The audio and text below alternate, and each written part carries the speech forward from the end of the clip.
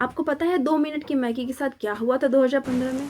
जब मैगी अचानक से बैन हो गई थी। तो आज हम बात करने जा रहे हैं मैगी के बारे में। 2 मिनट में बनने वाली मैगी तो हम सबकी फेवरेट है।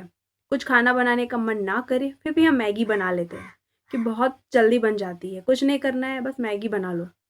हॉस्टल हो, कॉलेज हो, स्कूल हो या फिर ऐसा टाइम भी हो जब आप ऑफिस जा रहे हो और आपको बनाने का कुछ मन नहीं कर रहा है तो आपने मैगी खाई है। मैगी से हम लोगों की बहुत सारी पुरानी यादें जुड़ी हुई है। जब भी हम मैगी की बात करते हैं तो हमारी पुरानी यादें भी वापस आ जाती है। कैसे हॉस्टल में हम अपनी दोस्तों के साथ मिलके आधी रात को मैगी बनाते थे। मेस का खाना बंक करके हम मैगी बनाते थे। मेस के खाने से ज़्यादा अच्छी हमें मैगी लगती थी। आई होप सबको याद होगा। स्कूल के टाइम में लंच बॉक्स में हम मैगी ले जाना बहुत पसंद करते थे। जिस दिन लंच बॉक्स में मैगी रहता था हम बहुत खुश हो जाते थे कि मैगी है हमारे लंच बॉक्स में। तो ऐसे ही मैगी के साथ हमारी बहुत सारी यादें जुड़ी हुई है। लेकिन आपको पता है 2015 में मैगी के साथ क्या हुआ था? 2015 में मैगी अचानक बैन हो गया। पूरे इंडिया में बैन हो गया। क्यों बैन हो गया? रिसर्च में पता चला कि मैगी में लेड की मात्रा ज़्यादा पाई गई है और उसके लेबल में भी कुछ इश्यूज थे, जिसके कारण अचानक से मैगी को बैन करना पड़ा। और ये नेस्ले के लिए बहुत बड़ा झटका था। जो नेस्ले को ये झटका लगा, कैसा लगे अगर 30 साल का भरोसा एक दिन में ख़त्म हो जाए। लेकिन लेकिन आपको पता है नेस्ले ने हार नहीं मानी। उसने भले ही 30 साल का भरोसा खो दिया, लेकिन उन्होंने हार नहीं मानी। उन्होंने बहुत सारे रिसर्च किए और मैगी को दिए लैब्स में रिसर्च के लिए। और उसमें से रिसर्च के बाद जब सब क्लियर हो गया कि मैगी सही है, उसमें कोई इश्यूज नहीं है, उसके बाद नेस्ले ने वापस कम बैक किया। और कम बैक करके नेस्ले ने ये नहीं बोला कि मेरी मैगी ले लो, मैगी ये मैगी वो, ये सब कुछ नहीं बोला उन्होंने। उनकी मार्केटिंग स्ट्रेटजी बिल्कुल नहीं थी कि हमें मैगी डायरेक्टली बेचना है, डायरेक्टली सेल करना है।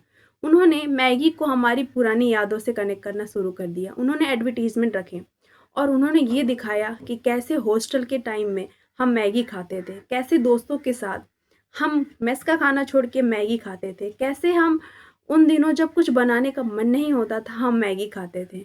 माँ की यादों से कनेक्ट करना शुरू किया, कैसे माँ हमें लंच बॉक्स में मैगी दिया करती थी और मैगी के साथ हमारी पुरानी यादें दोस्तों के साथ, कॉलेज में, स्कूल में, ये सारी यादों को कनेक्ट करना शुरू किया। तो जब लोगों ने मैगी खरीदना शुरू किया, लोगों ने मैगी नहीं, लोगों ने पुरानी यादों को खरीदना शुरू किया। वो पुरानी यादें जो लोगों ने मैगी के साथ बिताए थे, स्कूल में, कॉलेज में, ऑफिस में एंड माँ के साथ। माँ ने जो बना के दिया 2 मिनट में मैगी। तो ये 2 मिनट की मैगी को लोगों ने 2 मिनट की मैगी समझ के नहीं लिया। लोगों ने अपनी पुरानी यादों को रिकॉल करना स्टार्ट किया। फिर जाके लोगों ने ये मैगी को वापस खरीदना शुरू कर दिया। वापस ने मैगी ने कमबैक किया। और नेस्ले ने ये मार्केटिंग स्ट्रैटेजी डायरेक्ट मार्केटिंग नहीं लगाया, उसने इनडायरेक्ट मार्केटिंग स्ट्रैटेजी लगाया। लोगों के इमोशन को समझा और इमोशन को मार्केटिंग में उतार दिया। आपको पता है इसके कारण मैगी की सेल बढ़ गई और ऑफ कोर्स सबको मैगी पसंद है। और आपको पता है इस इस इस स्टोरी से, इस केस स्टडी से हमें बहुत सारी चीज़ें ऐसी है जो हमें सीखनी चाहिए। नेस्ले से बहुत सारी चीज़ें हैं जो हम सीख सकते हैं। पहली चीज़, भरोसा। कोई भी ब्रांड बना लो, आप कैसा भी ब्रांड बना लो, जब तक कस्टमर का भरोसा आपके पे नहीं है ना, तब तक आपका सेल होगा ही नहीं। तो फर्स्ट इंपॉर्टेंट चीज़ है भरोसा। तो लोगों के भरोसे को आपको जीतना होगा। दूसरा है इमोशंस।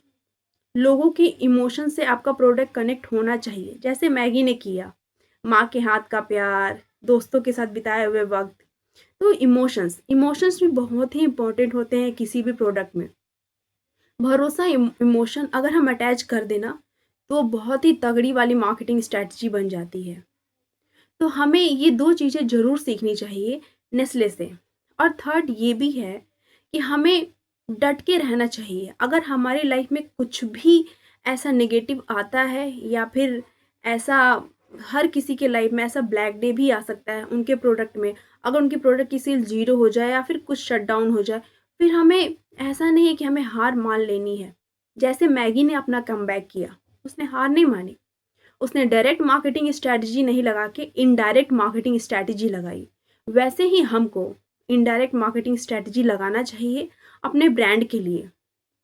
उसको सिर्फ प्रोडक्ट नहीं समझना चाहिए, उस पे ट्रस्ट, इमोशंस, ये सारी चीज़ें ऐड करनी चाहिए ताकि लोग कनेक्ट कर पाएँ, जैसे मैगी ने किया।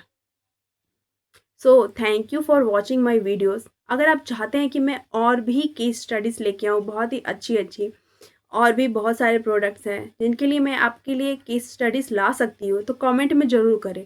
और कमेंट में ये भी बताएं कि आपको ये 2 मिनट वाली मैगी का केस स्टडी आपको कैसा लगा।